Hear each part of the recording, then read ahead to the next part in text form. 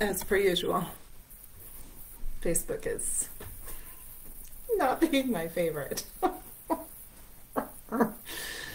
One day I will figure out Facebook. It won't be such a jerk. One day, we'll see. Maybe it'll happen. Maybe it won't. One day.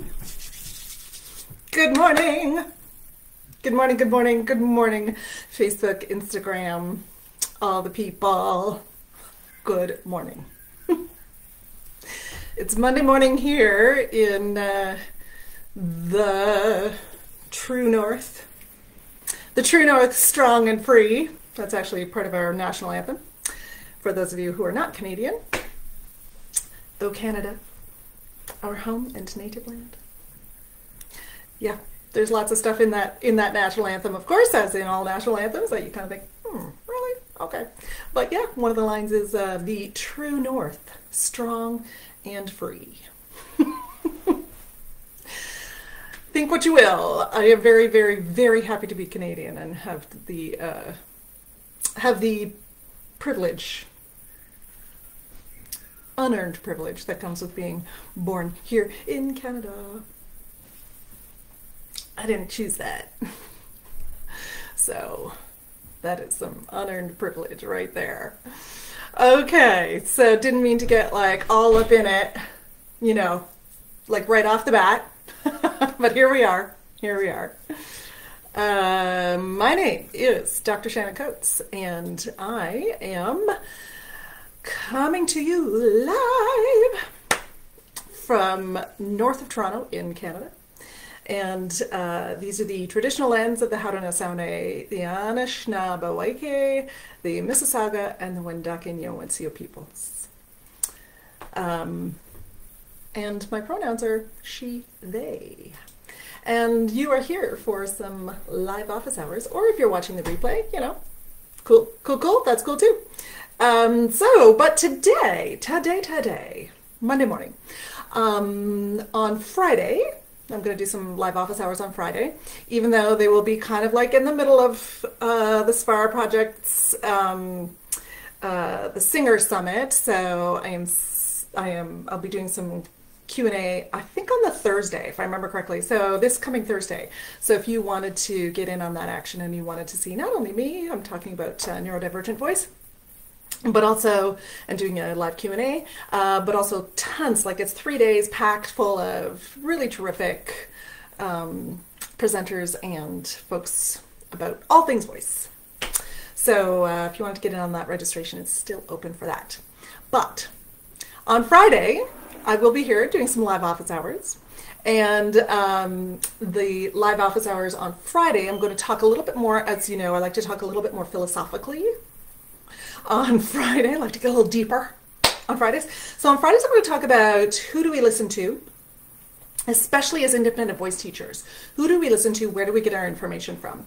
And how do we, you know, ways to think about who we listen to and be a little bit more intentional about who we listen to and where we get our information from. Because as independent voice teachers, you know, we're teaching like... we are teaching. So like, where do we get the information and how do we source good information for our studios? So I'm going to talk about that a little bit. But today, because on Mondays, I like to kind of get a little more practical, like to kind of get a little bit more, you know, tools and things we can do in the actual voice studio so we can kind of use them through the week. And like on Fridays, I like to be a little more philosophical and you can kind of think about things over the weekend. Anyway, so today is Monday. So I wanted to talk a little bit about straws. Again, I know straws. Is anybody sick of hearing about straws? Probably a little bit sick about hearing about straws. But the reason I wanted to talk about straws is because Chris Johnson posted a little, you know, blog post around straws and about how, you know, so often tools we don't necessarily see the outcomes from using the tools that we have been promised or that we would like to see. And so, you know, it was a thought-provoking blog, as per usual. Chris Johnson's, thoughts are generally quite thought-provoking, so I like that. So he did a little thing. I think John Henny also then did whether it was in response or whether he'd already had it lined up, I don't know. But John Henny's also did a podcast episode on straws, and I mean, John's done a bunch already. There's lots of stuff out there. There are some terrific episodes, podcast episodes, if you're interested. There's some terrific podcast episodes on straws. Dr. Jillian Kays and Jeremy Fisher over at The Vocal Process. I think I have that all right. And their podcast is called This Is a Voice, if I remember correctly. I'm hearing the little jingle in my head from the podcast, but I can't remember what it's called. This is a voice, or something like that. So I think that's the right one. They did a whole series. So there's lots of great information out there about straws. But again, what Chris was talking about specifically, and I haven't listened to John's most recent episode, so I don't know. I just saw that he did one, so I don't know. So the point is that there's lots of information about straws and straw use and why we use straws and how to use straws and all that stuff in the voice studio. And there's also then, like I said, there's a sort of faction of voice teachers who are like, yeah, this is just not like the panacea it's cracked up to be, and like, you don't have to use, this isn't the be all end all of exercises and tools, and you're not necessarily going to get out of it what everybody says you're going to get out of it, and blah blah blah. So I just wanted to do a little bit of a clarification around that, and I wanted to do a little bit of a demo as well, and talk a little bit about straws and how they can be used really effectively, especially in the independent voice studio. So first thing that I want to just kind of give a little overview of why straws can be effective, and then a little talk about like how to use them in the studio, and a really strong caveat around using any tool in the voice studio. And so I'll get to that caveat in a minute. So we're going to talk just a little bit about straws, why we use them, all that kind of stuff. So SOVT exercises, semi-occluded vocal tract exercises. Using a straw is a form of an SOVT, semi-occluded vocal tract exercise. Friends, we have been using semi-occluded vocal tract exercises our whole lives in singing, in teaching. You probably use them in your voice lessons. You probably use them as you're teaching right now, but you probably used them when you took voice lessons, and your teacher probably used them when they took voice lessons, because semi-occluded vocal tract exercise, SOVT, literally means partially, occluded, closed, or blocked, vocal tract, this thing, exercise. So M sounds, humming, that's a semi-occluded vocal tract exercise. Why is that a semi-occluded vocal tract exercise? Because I have semi-closed the vocal tract, right? The sound waves are only coming out through my nose right now because I closed my mouth. So the sound waves can't come out of my mouth, right? Tongue trills are semi-occluded vocal tract exercises. Why? I'm blocking a whole bunch of my vocal tract there with my tongue. So only some of the sound waves are coming out through my mouth.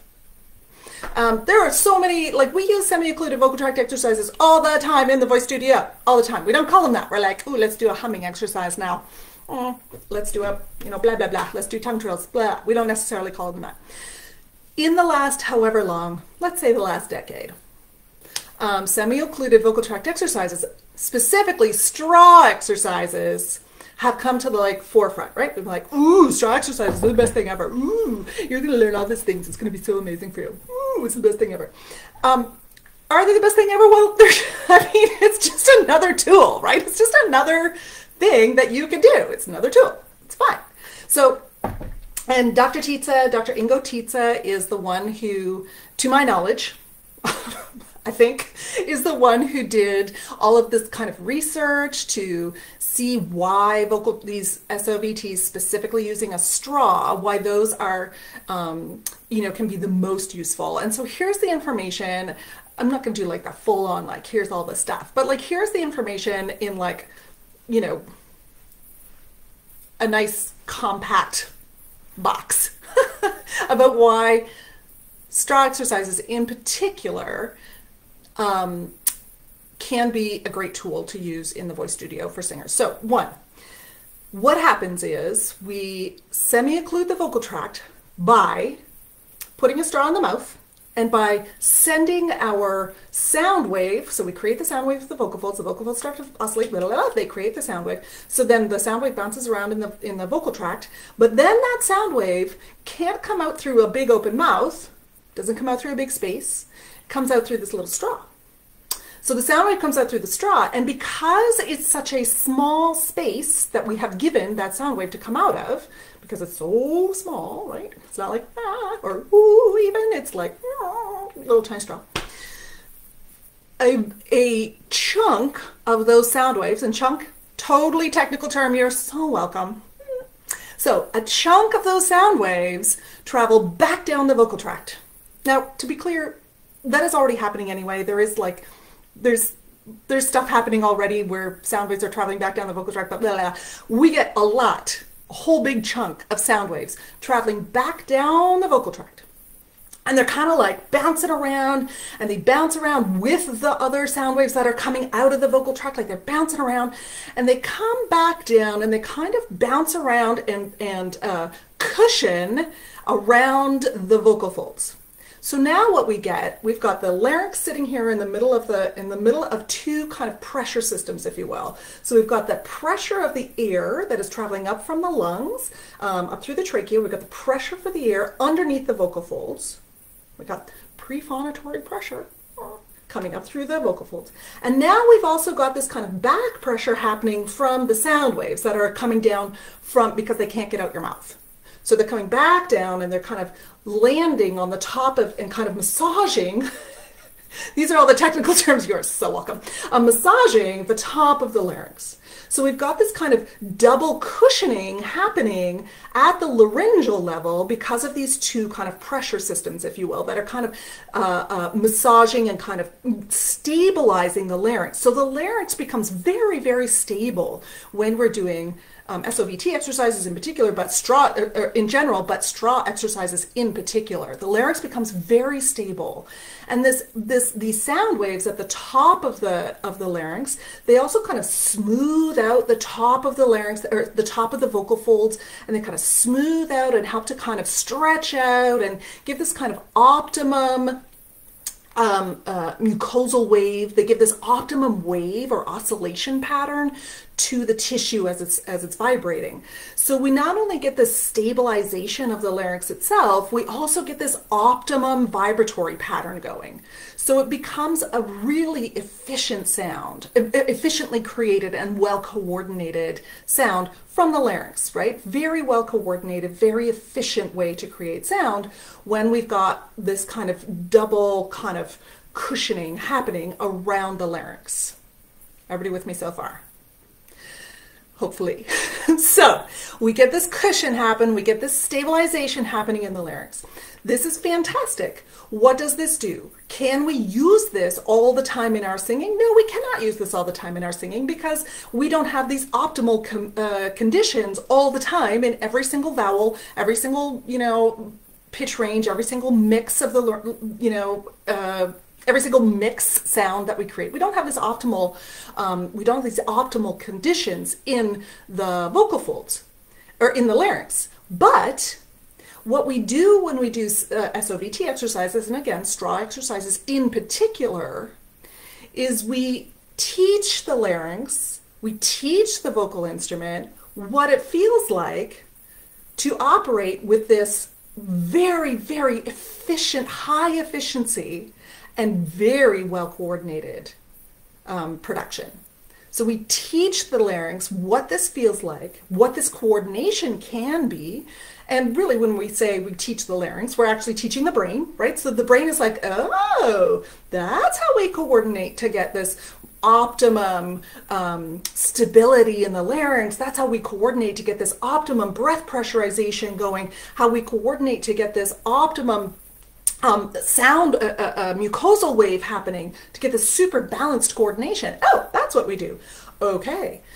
So here's where folks are like, here for me, this is the reason that folks are like, it's not the tool that it's cracked up to be, because like you can't like, you're not going to get like instant results in your singing sound, right? You're not going to get these instant results in your singing sound. Well, no, of course you're not going to get instant results in your singing sound, but here's the thing. You are going to, this is the way all exercises work, right? So if I am working with a singer who has a lot of, say, tension in the body, maybe they're holding the body, and I ask them to sing while they're bouncing on a yoga ball, for example, or I ask them to sing while they're stretching or sing, blah, blah, whatever. Are they necessarily then going to always need to bounce on the ball? No, not necessarily. But what I am going to do with that tool and with that exercise is the body is going to have an experience of completely released singing, right? They're going to have this experience of like, oh, my body's fully released as I bounce. And so now I sing and I'm going to start to remember what that feels like.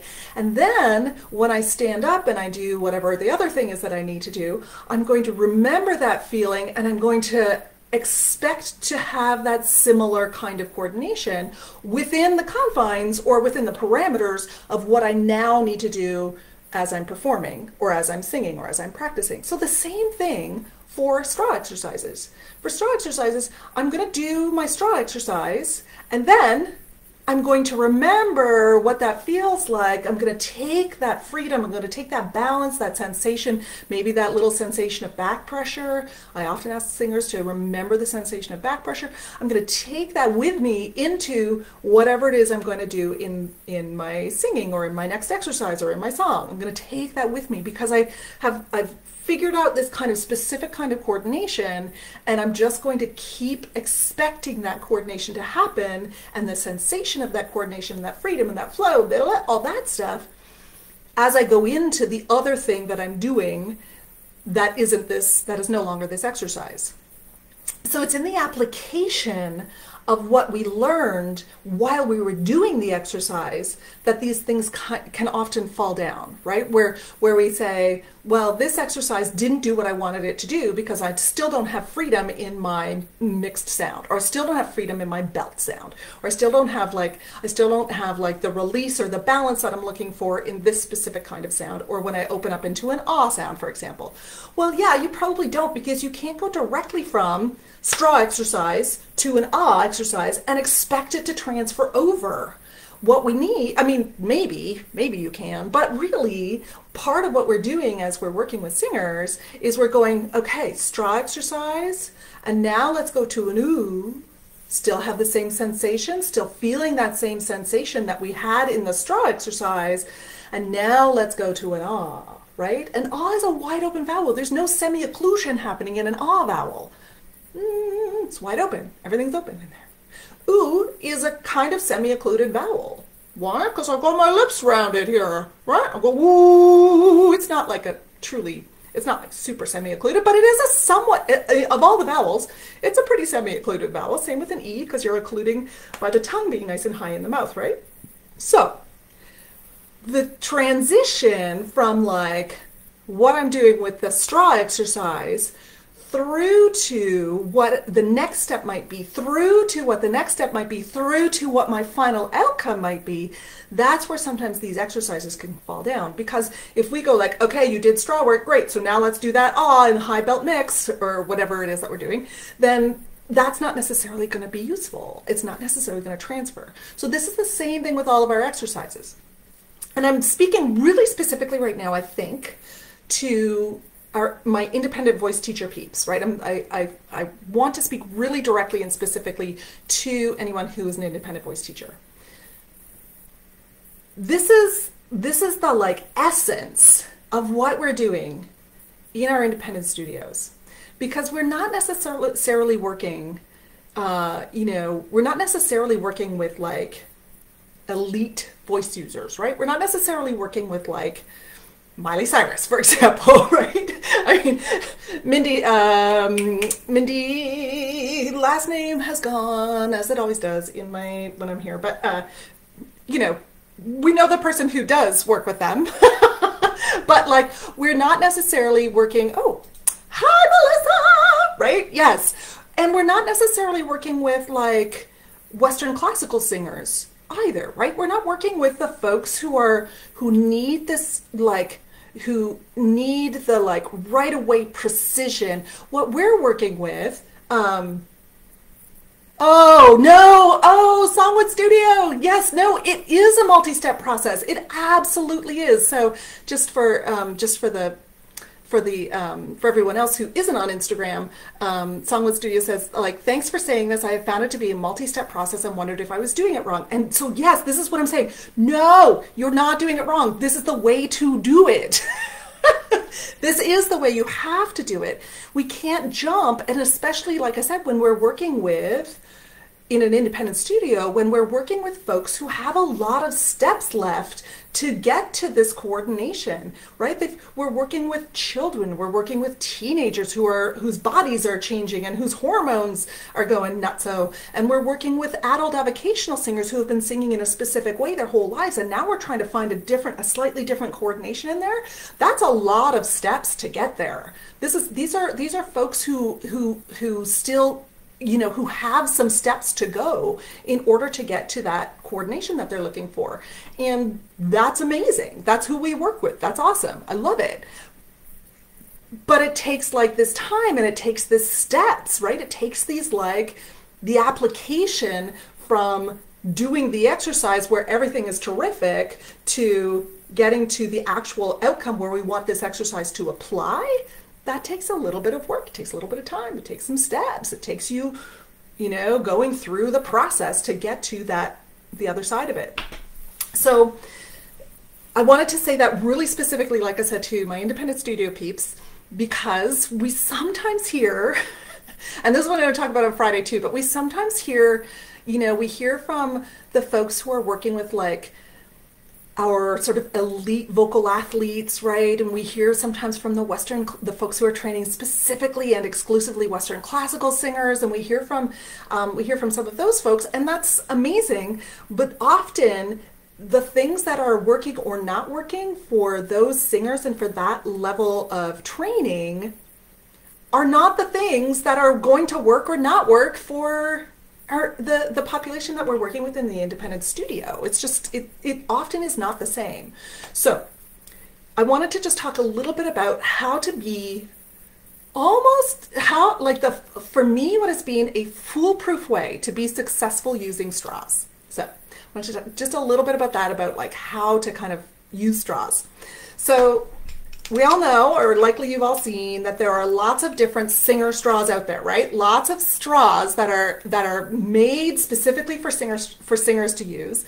And I even saw recently that someone, of course in the States, is trying to patent the straw as a singing tool, is trying to like patent that, and maybe they will, and okay, like, sure.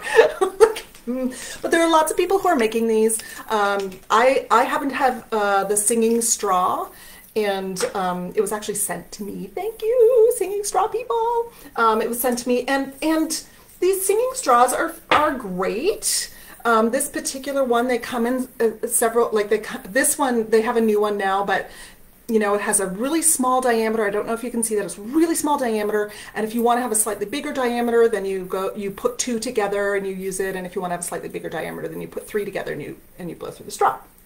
And it also comes in this very fancy little container, and there's a little bag that comes with too, and has a little cleaner. It's very, very cool.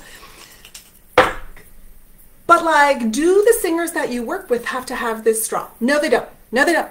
Nope, nope, nope, nope. Let me tell you a nearly foolproof way to use a straw successfully in the voice studio with basically anybody. Put a straw in some water. Just put it in some water. Friends, this is the nearly foolproof way. So remember how I was talking about at the beginning that the reason that the straw exercise is so effective to find that efficient coordination is that we are semi-occluding the vocal tract by not allowing very much space or exit space for the sound waves, right? So then the sound waves come back and they do their thing.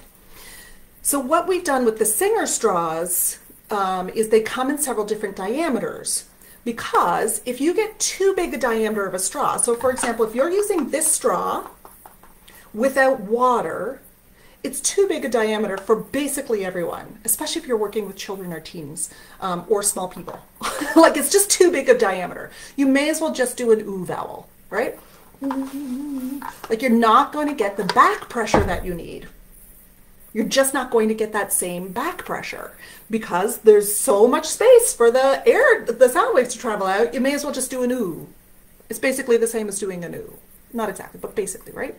If you get too small a diameter, so if you get like one of those, those old coffee stirrers things that I don't think very many people use anymore because they're not great for the environment, right? So if you get one of those coffee stirrer things, a really small diameter, those are usually way too much pressure, like not enough sound wave is traveling out of there, right? So we can end up with some tension. We can end up with it very uncomfortable.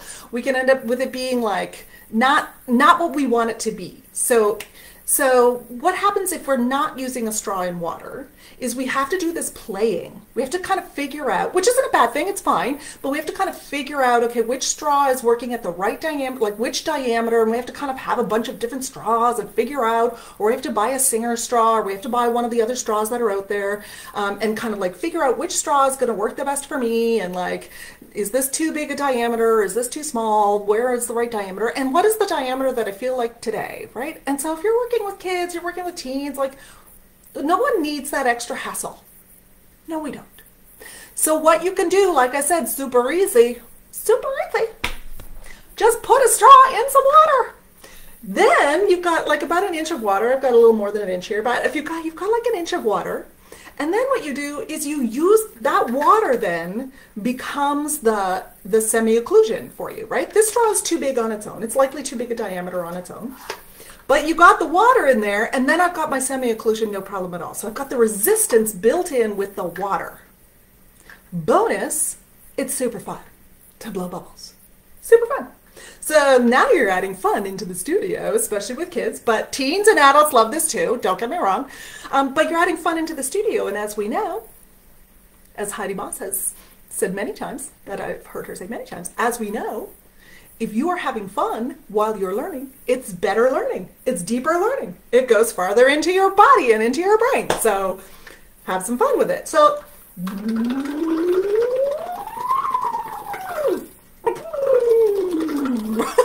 I needed to swallow halfway through that. Amazing. But super fun. So here's what I recommend. I mean, if you don't want to support Starbucks, don't support Starbucks, whatever. But like, this is like the perfect cup. And anybody can get it anywhere. And it's like, obviously it's washable. I throw it in the top rack of my dishwasher, like, I don't know, once a week or so. I just throw it in the top rack of the dishwasher. But in between, I just wash it out. And the straw, like, it's see-through, so it's clear, so I can see. And that adds another extra little layer of fun, especially for, like I said, kids. They love to be able to see the bubbles. And you can be like, let's see how high the bubbles can get. Let's see how fast the bubbles can go. Let's see how slow the bubbles can go. Let's see how consistent the bubbles can be. Let's do staccatos in there where the bubbles go, right? And then we also get this on here. So I'm not getting my face wet every time I do this, right? I've got the nice little shield on the top there. So this is, for me, this has been a fantastic tool, and it's been fantastic for the folks that I have worked with to just take the guesswork out of the straw work. So you don't have to worry about whether or not your student has the right size straw, whether or not it's like, whether it's a big diameter or a small diameter, blah, blah, blah. You don't have to worry about it. And you add this element of fun to the lesson, which is never a bad thing. Never, ever, ever. And it's super convenient. Everybody has like access to something like this. You don't have to get the Starbucks one, obviously, but like everybody has access to something like this, and super reusable. And also, you know what? You also drink a lot more water if you're drinking it through a straw. For whatever reason. I think there's some science behind that at some point, but you actually, so like if you've got this on your desk, you're probably going to drink this whole thing before you're going to drink some other thing where you have to like sip it. It's going to happen a lot faster. So I can't say enough about using straws in this way, so long as you are doing you're doing the multi-step kind of process on this, so long as we're doing the application process in this kind of systematic way, where you establish the thing in the exercise, which is what we do in all of our exercises, right? Why do I do psi exercises? I do psi exercises like roller coaster psi exercises, right? Or siren exercises. Why? Because I want to get some facility, some movement, some breath coordination going as I move up through the range and back down again. I just want to like have this freedom and release and blah, blah, blah, right? Why do I do that? So then, do I go directly from a siren exercise and then sing the high note in the song that I was working on before? No. What do? I siren around that high note in the song, and then I siren on the vowel of the high note in the song, and then I siren through the actual contour of the melody where that is, and I just stay on vowels, and then I continue to have like this continuation of the exercise so that it applies. So then when I actually do sing the vowel, or the actual song that I've been working on, the high note in the song that I was trying to apply this to, I've taken all of the things that I learned along the way, and I can now apply them into the song. If I go siren, song, with nothing in between, and no like noticing of how it feels and expectation of that similar sensation, or using the same kinds of gestures as I move into the song that I used in the exercise, the exercise isn't going to be it's not going to be as effective. Every exercise is like that. There are no exercises that are not like that. That's why we do exercises, so that we can figure out the most efficient way to do the thing. How do I coordinate to do the thing? And then I go through a couple of steps to get to the application of it in the song, or in the thing that I wanted to apply it in anyway, where it wasn't as well coordinated, right? So we do the same thing with straws. I hope that is useful. I hope that you will think about that as you're going through your lessons this week, as you're working this week in the studio. And I hope that you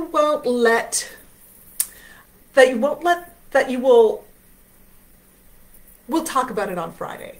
Let's talk about who we listen to and why, and how we listen to them. Let's talk about that on Friday, okay? I'll see you at noon, probably, most likely, at noon on Friday. And yeah, I'll see you then. Have a great week. Boop. Here we go. Ending. Ending. Maybe I'm ending. Oh, there we go.